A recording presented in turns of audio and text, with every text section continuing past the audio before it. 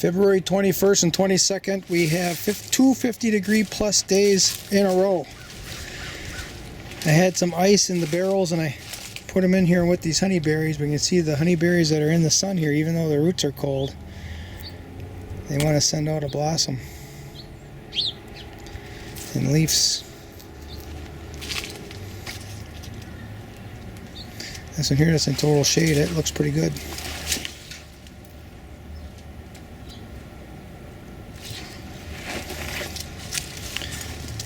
This is a quince that wants to go. Look at it, you can see the green.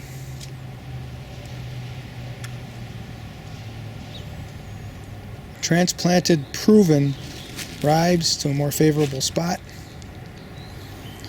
And also sea berries. This black raspberry has been spidered. I just invented the term. A lot of canes are coming out of that one single root mass, and I bent them in all different directions and tip layered them. You can see one here that's rooted. That's one. Here's another one. Here's a big one. Two. Little one is 3, 4. This one actually wants to come out of the ground. You can see the roots. Another little one here that's stuck underneath here. 5, 6, 7, 8. That one didn't make it. That one didn't make it. Oh, that one can make it.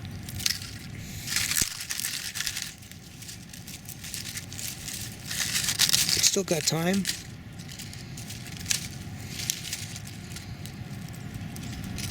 I've done that too and it's been successful. Just bend it like this. Stick it in the ground. Turn it up. That's probably going to be 10. Here's 11. Oh, yeah, no, it's got roots. I just pulled it out of the ground. It wasn't that deep.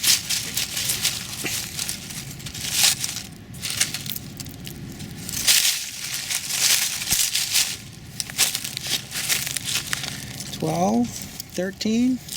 Look at this one I broke as I bent it, and it's still rooted.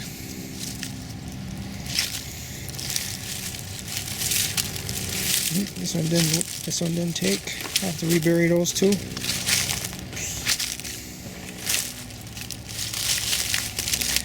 $14.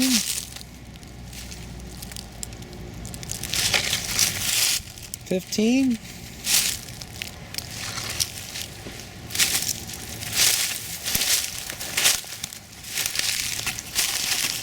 $16.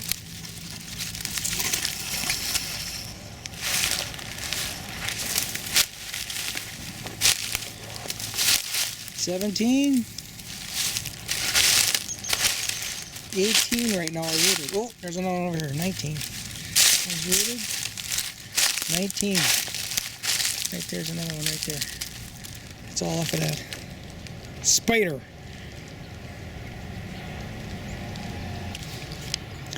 This row here had black raspberries in it that didn't grow tall.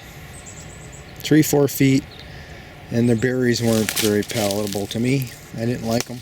They're small, seedy. These two rows of black raspberries grow magnificently large, sweet berries.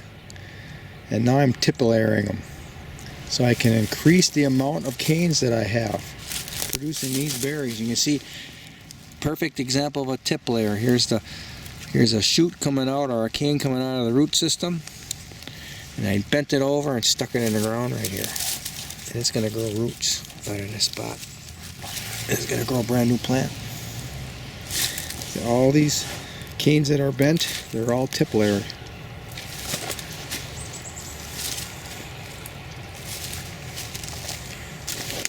This black raspberry represents a Bristol. They're small berries, but they're early and sweet.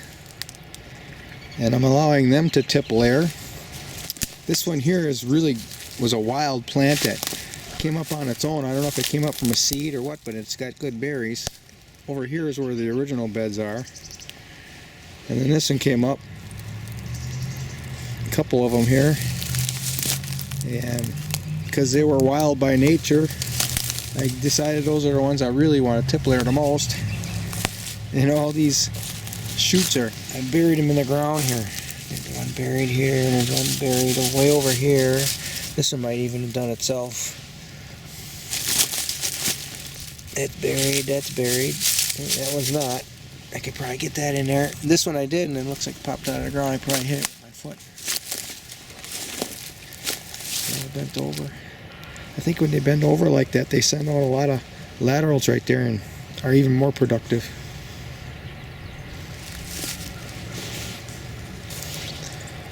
These next 5 beds of black raspberries represents an old production grade that I purchased and planted on this property in the 1980s.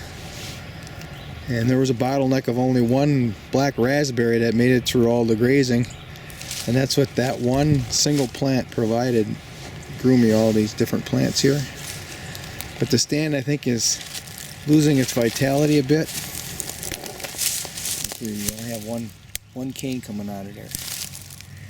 This has got 3, so that one's a little better. And here's another one with only 1.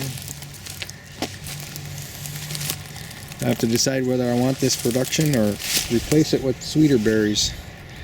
Man, it's prolific. It grows a lot of berries, and they're a little tartness to them, which they make great jelly, but I can't eat sugar anymore,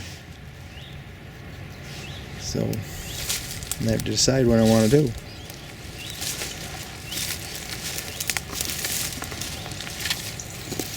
Maybe I won't do anything. I'll just let them kind of slowly die out, and then these here that are sweeter, I'll tip layer them into these beds.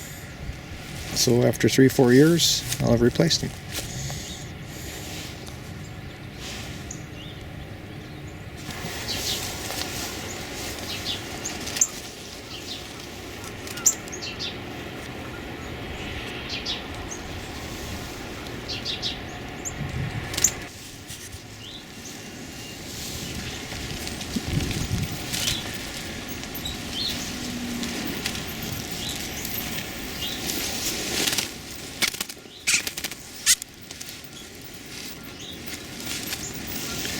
Look at that.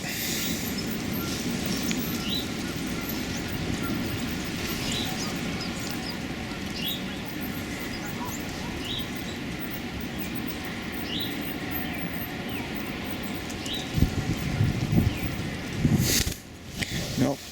You gotta go this way. You gotta go this way. This bird is really fat. This cardinal is very healthy. A lot of fat. You can feel it's heavy and got a fat breast on it. Let's see if we can get a shot of the release here. We're gonna release you. Oh, he's a biter. Oh, look at that bitch. Hey, hey, hey. Ooh, that's tough. Are you ready to go? All kinds of other birds I hear, they're all looking, wondering what's going on. You can see them flying all over the place back in here.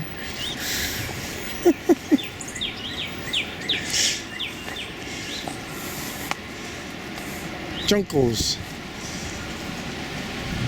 They get caught in my little chicken wire enclosed gardens too once in a while, but they can fit through the chicken wire.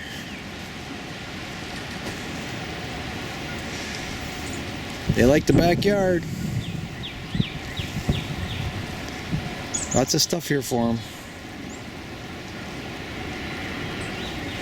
Ooh, my finger still kind of hurts. Look at that, it's still red. Powerful. Yeah.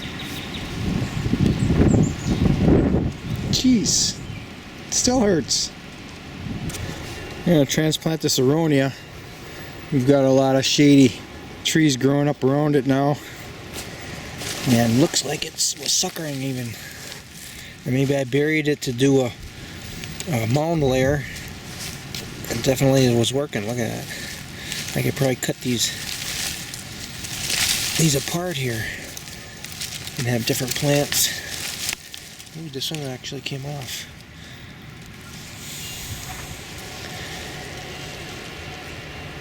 Yeah, that's aronia.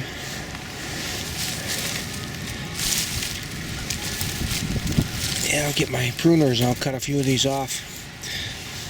Make a few different plants.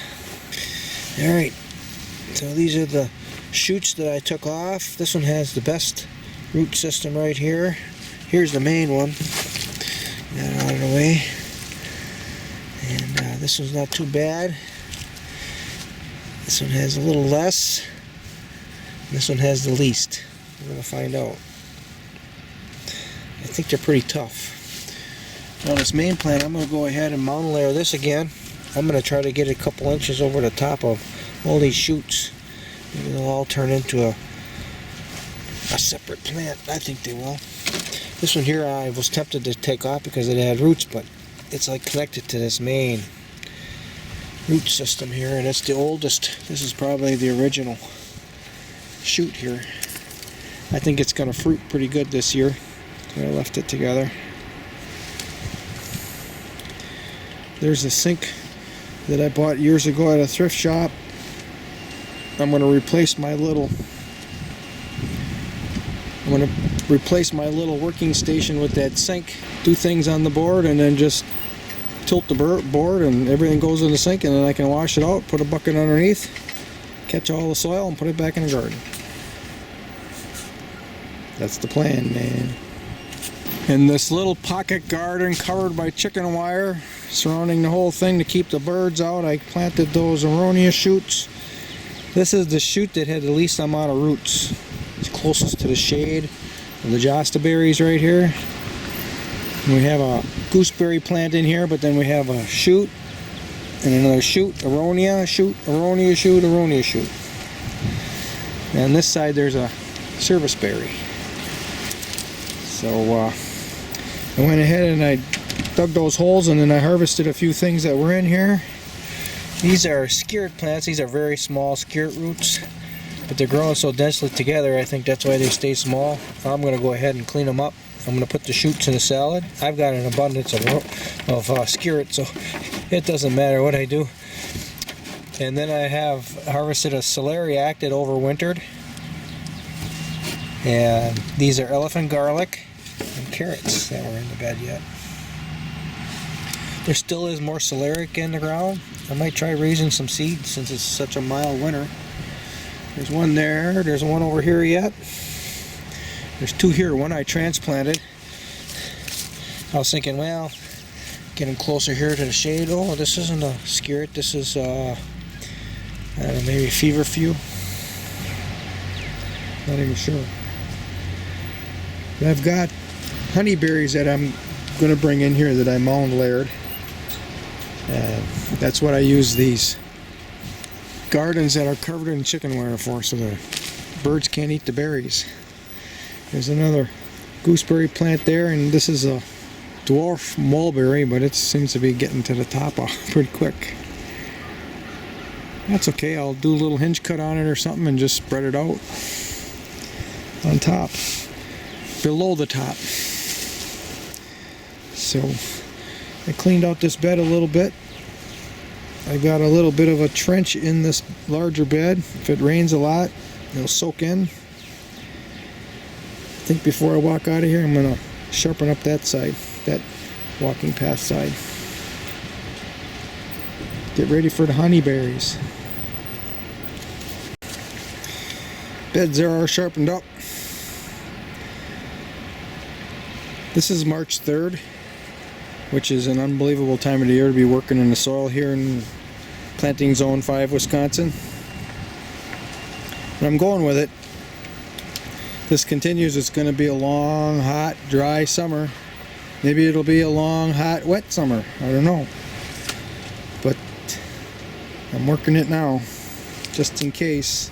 If I wait until April, then I'm up against, and that's normally when I do this kind of work. But maybe this year it'll be so hot and dry, and if I wait till April or May, then the plants really suffer. They don't have enough time to heal in, and then they're faced with all that stress. So maybe we're facing abrupt climate change. or as someone would say on the internet, abrupt, irreversible climate change. How the hell am I supposed to know? But, you know, I was thinking about all this wind that's happening today, and, you know, maybe that the climate is destabilized enough that we have a lot more extreme conditions. So, you know, manageable, but extreme. More windy days, more downpours, more periods of dry conditions. So destabilized means varying variables.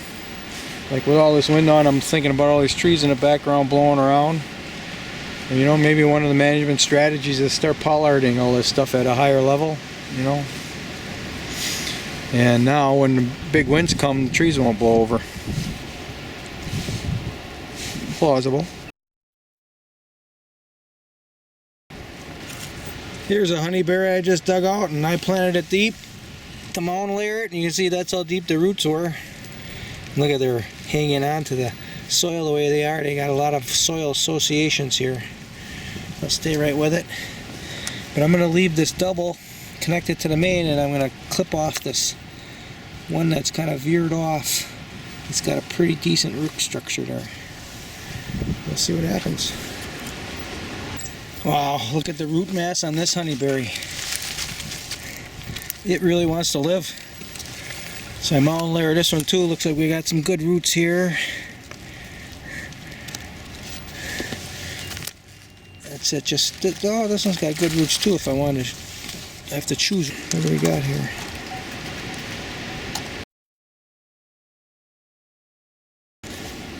A serviceberry tree that I had kind of did a, not really a mound layer, I forget what they call it when you lay the branches in the ground. And kind of made some roots a little bit. This one here did pretty good. Actually, there's two of them here in the split. I just buried the branches in the ground, laid them up. Could be just called layering, I guess. So I can clip this little one, I can clip this big one, I can clip this one, and I can leave these two main ones on the big root system here. Let's find out what happens. There's a root mass. It's on the cornelian cherry. You can see the rabbits have been mercilessly debarking it and taking off all the little shoots that want to grow up here. They want to grow here because the plant was damaged when I bought it, and I just let it grow with this big curl to it. And now I'm going to put it in this little pocket garden that's got fencing, and rabbits don't get in here normally. That's where I'm going to put it. There's a peach tree right there. There's a medlar. Here's another medlar, which I just noticed. Look at this. The mouse must have got in there. And where's that paint? That might be paint. Okay, that's just paint. No big deal.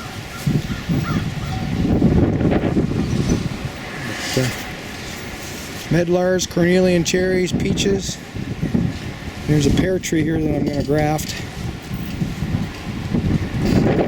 This one here, I got a bunch of carrots in it that are still solid. But I got to show you this. Jeez, this is by far the thickest white salsify root I ever grew. Look at that. By far. So I'm going to replant that, let it grow a seed. This is a pretty thick one too, but I'm going to harvest that and eat it. These turnips are solid. These carrots are solid. Normally they're soft from being frozen, but been such a mild winter, I will go ahead and harvest and eat them. I don't know if I should cut off this curling one here. Just break it off. How about that?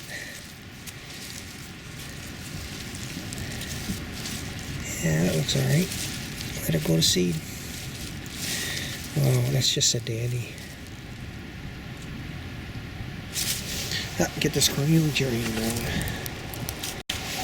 I like this situation where the roots are a little bit longer than the hole. And I'm going to stick my shovel in there. I'm going to just pull that soil out of there and put it over the top of the roots. The roots should be down in there. Straight on in. Let's see if I can hold the shovel and do it at the same time here. Yep, see the roots fell in there?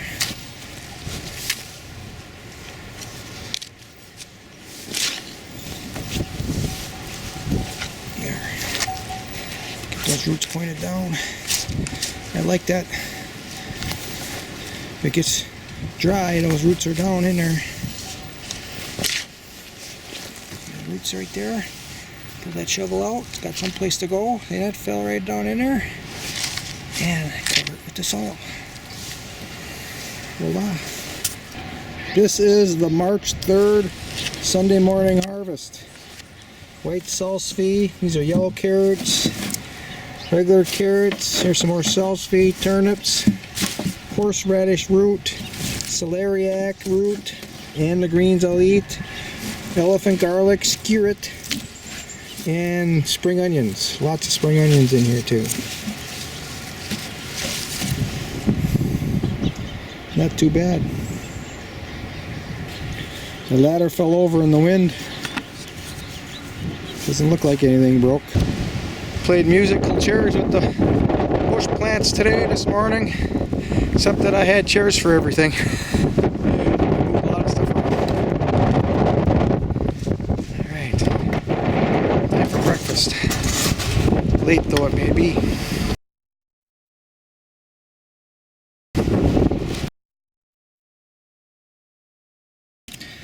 These are roots that came off the large salsify. I'm going to plant them, see if they grow. This is the top of the horseradish. I know that's going to grow. I always wash my roots off in a bowl of water. That way I can salvage the soil. The fruits of my transplanting labor: horseradish, celeriac, spring onions, elephant garlic, which is actually a leek, white salsify, black salsify. I don't know what that is. I think it's a salsify. Skirret, carrots. Most of the turnips are rotten inside, but these, I think I can salvage some and get a little taste. Skirret sprigs or shoots. This is a mixture of celeriac, carrots, turnips, leaves for salad, and a white salsify that I'll cut up for salad. Oops. Some of these are too old, too dried out. I'll make a terrific breakfast out of this. I applied an experiment a couple weeks ago, fermenting corn, beans, and peas all together. So now I'm doing a real serious mixture of it because it turned out that well. You can kind of hear the pressure going off in here.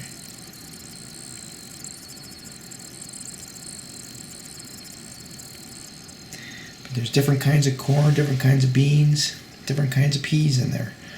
I put this jar not quite half full of seeds. You can see they swelled up to almost fill the whole jar. Boy, it's got really good action.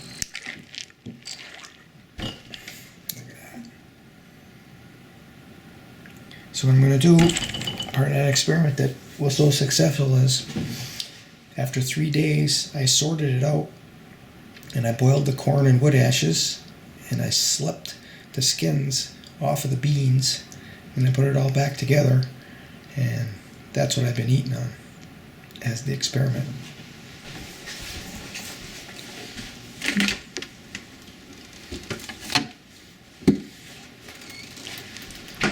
So here's the last of the experiment right here. You can see the beans in there. So I've been frying them with acorns, black walnuts, and butter. And oh, that definitely satisfies my desire for carbs and salt. I put salt in them too.